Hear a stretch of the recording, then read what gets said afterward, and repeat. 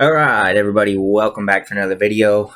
Gonna be another mixed news kind of day because a couple pieces came up that I want to touch on. So let's go ahead and get started. First and foremost, just yesterday, this article popped up: Stellar Lumen and the IMF to work on these goals to foster adoption. So Stellar and the IMF working together, right? The IMF, same entity that's got Kristalina Georgieva calling for this great reset that we need, and so on. So keep that in mind as we move forward. Danelle Dixon, CEO of the Stellar Development Foundation, shared her experience as a participant in the event Cross-Border Payments, a New Beginning. Great reset, new beginning. Dixon highlighted the importance of the private sector as an engine of innovation for the future of cross-border payments. However, she said that the products and services that the businesses develop require freedom and innovation. Interesting. Her quote: "The private sector has long been a leader when it comes to offering new solutions and technological developments. However, it's important that private organizations build on these products and services not only with the freedom to innovate, but with the intent on making them truly sustainable and practical for the end users."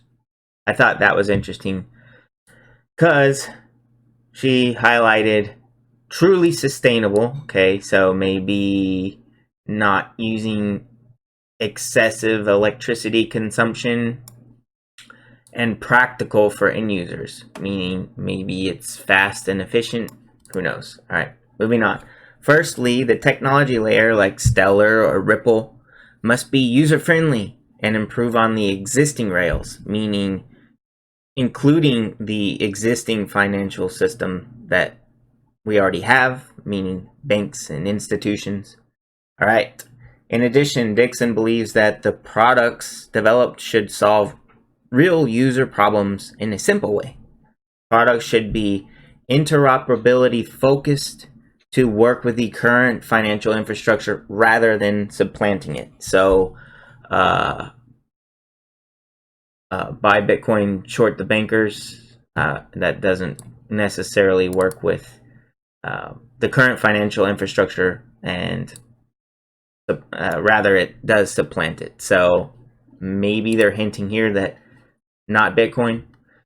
Moving forward, finally, the SDF CEO believes that regulation remains a central issue for the private sector and companies developing technology to drive progress in cross-border payments. Therefore, she believes it is necessary to build safeguards to protect users, companies, and institutions. All right, her last quote: "I reiterated that permissionless networks, right? Not permissioned, not private blockchains. Permissionless networks are the infrastructure layer that allows entities to build and innovate upon ideas and products that will solve the lack of financial inclusion all over the world. These solutions will allow users to send payments via phone without a bank account and within 3 to 5 seconds. And that's just the tip of the iceberg for the potential created by open source networks." All right. I just wanted to go over this article because clearly and obviously, Stellar, speaking at the conference with the IMF, got the Federal Reserve Chairman Jerome Powell there as well. And all of the words that they're using are saying we need to build a system that isn't like what Bitcoin's trying to do, which is supplant the current one, and that's sustainable, right here, truly sustainable, and isn't slow, rather that it processes transactions in 3 to 5 seconds, and that you can do it via phone. So sounds like they're taking shots at Bitcoin without actually saying anything. So once again, I don't think that Bitcoin's going to suffer short term. I think it's going to do great over the next few years. But there could be a time where it's outlawed or something. Who knows? I think that all that might happen after this next bull run, though. So just keep all this in mind. Remember, Stellar and Ripple are working with the regulators. They're in the same building as them, and they're talking about how they have better tech than Bitcoin. So just remember all this. Next up, Just wanted to talk about this really quick. So Grayscale now manages $6.5 billion worth of crypto. I thought that this was interesting as a whole. I wanted to point this out for those of you that may be interested in financial advising or fund management and so on, just to kind of get an idea of how much money there is to be made in this area. For instance, this is just nuts to me. So let's do the math, right? So they are managing $6.5 billion worth of Bitcoin, all right? And if you come right over to their website, right here, Grayscale Bitcoin Trust, as of, I don't know when they recently updated this, but they show you 6.3 billion assets under management with a 2% fee. That's nuts. What are they doing that requires a 2% fee, right? But people are investing with them because they are basically an ETF that has worked around the ETF regulations. That's what they are. And if you do the math there, 2% on that 6.5 billion, so they're raking in $130 million in management fees on a Bitcoin trust. What do you even do? Just buy and hold and store on Ledger, or have some custody company store it for you? I mean, so just trying to put things into perspective for you. And as well, if you didn't catch it, I keep up with this stuff because, as I mentioned, I used to be in the financial advisor world. I'm no longer there anymore. This is not financial advice. Everyone should definitely do their own research. But I just want to bring to light a lot of the stuff that's going on with crypto and traditional finance, because I believe this is the direction we're moving. But anyway, the SEC is making rule changes. So if you're here in the US and you do have a Series 7, 65, Series 82, and you're not rich, well, good news. You're now an accredited investor anyway. As soon as these rules are implemented, if you have any of these tests that you passed. So you could start your own fund management firm and buy private traded companies such as Ripple, Coinbase, so on, anything like that. And you could have a fintech firm per se, or sorry, fintech fund. You could call it something like that. I mention it because this is something that I'm interested in doing myself. But yeah, I just wanted to bring it to anybody's attention that might be watching this and that it's suiting for them. All right, next up. The number of Bitcoin whale addresses is at the highest since autumn of 2016. As of this past Sunday, the population of whale entities, clusters of addresses held by a single network participating holding at least 1,000 BTC, was at 1,939, which is the highest figure since September of 2016. The whale entities metric increased by 2.2% last week, possibly adding to bullish pressures around Bitcoin's price. So the main idea behind all of this is just that, when you get these bear market moments, the wealthy people accumulate. All right, they get ready to sell it to the herd at higher prices, in simple terms. And that's exactly what's happening right now, once again. All right, and I wanted to mention this because history is repeating itself. It's repeating itself over and over in Bitcoin, maybe unlike any other asset in history, and that could have a lot to do with the halving, which happens every 4 years, which just happened once again. Coincidence or not that the halving occurs during election year? Maybe, maybe not, but interesting fact nonetheless. And I wanted to point that out because, as I've said, history is repeating itself almost identically right now in the Bitcoin market. And if you zoom out a little and you go back historically, let's see here, I marked here in the chart for you, this little green circle was the last election. So probably regardless of the outcome, Bitcoin took off from that point on and ran up about 2,800% in 409 days ish. So will we see that happen again?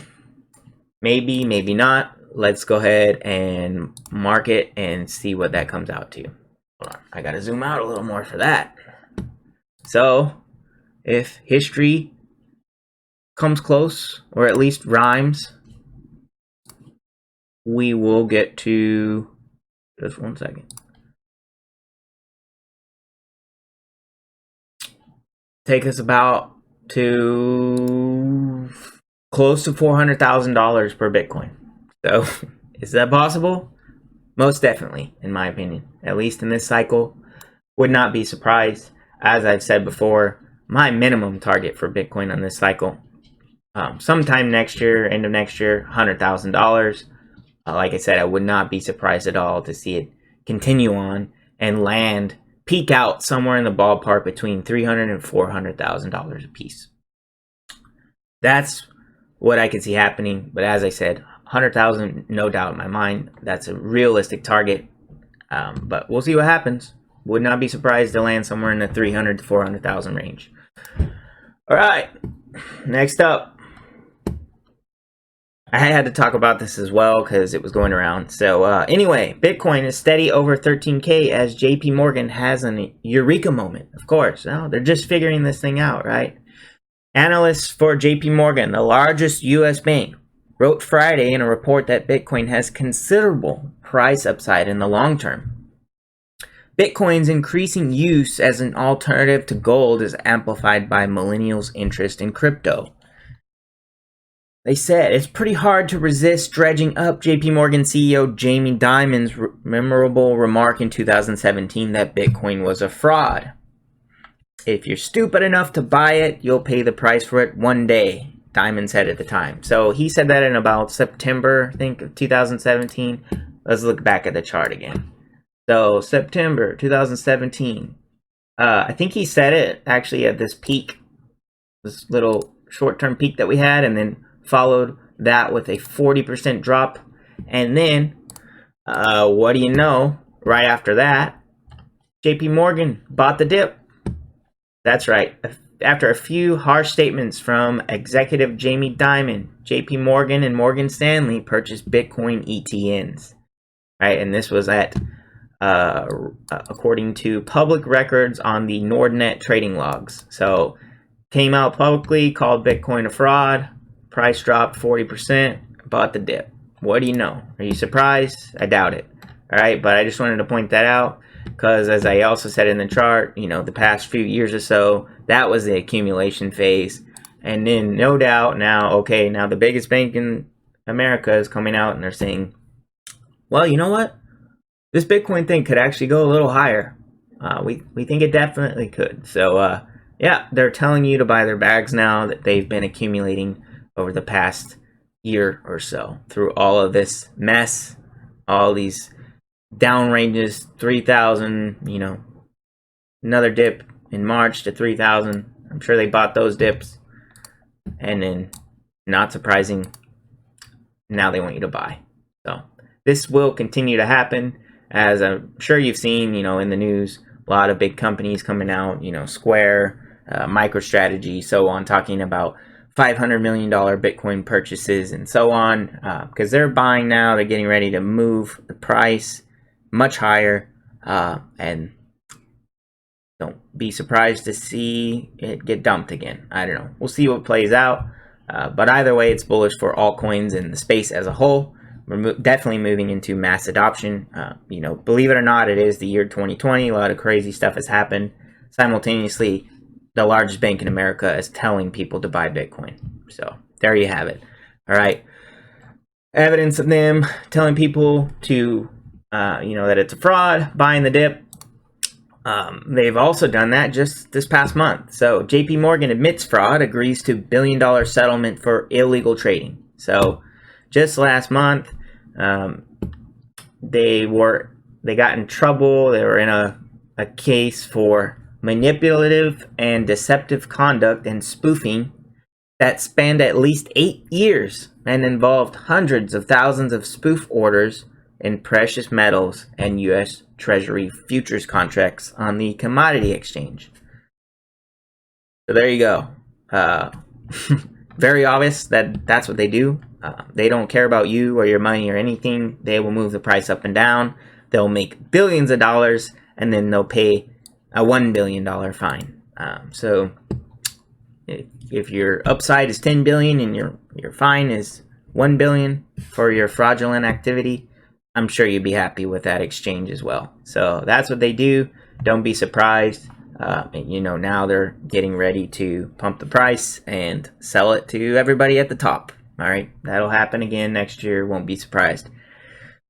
All right, that about covers it. Shorter video today. As always, please like and subscribe, share with your friends and family, and stay tuned for the next one. Thanks. What is a cashless society? What does it actually mean in a literal or high-level sense? Money will become like these, relics of a different age, and will only be found in places like this. In other words, hard cash will disappear. It will become electronic, transferred by things like these. Then Tracy is in Beijing to show us what a nearly cashless society actually looks like. Ben, good morning. Mobile payment transactions in China reached a cumulative total of 277.4 trillion RMB in 2018, ranking #1 in the world, according to the recently released statistical report on internet development in China. As of June 2019, online payment users in the country reached 633 million. The cashless society is now approaching. When's the last time you paid with cash?